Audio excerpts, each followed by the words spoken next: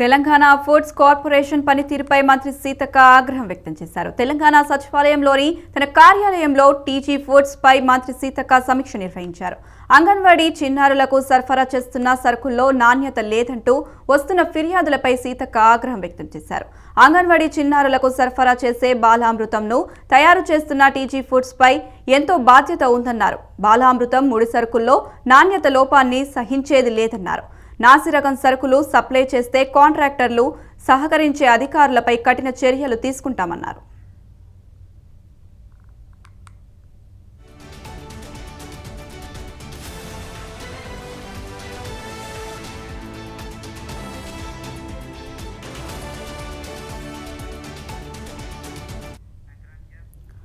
నాణ్యత లేని, శుభ్రత లేని సరుకులు సప్లై చేసిన కాంట్రాక్టర్లకు నోటీసులు ఇవ్వాలని మంత్రి సీతక్క ఆదేశించారు. టెండర్లు లేకుండా నామినేషన్ పద్ధతిలో పనులు కేటాయించడం పట్ల, కారుణ్య నియామకాలు, పదోన్నతులలో నిబంధన ఉల్లంఘన జరగడం పట్ల మంత్రి సీతక్క అసహనం వ్యక్తం చేశారు.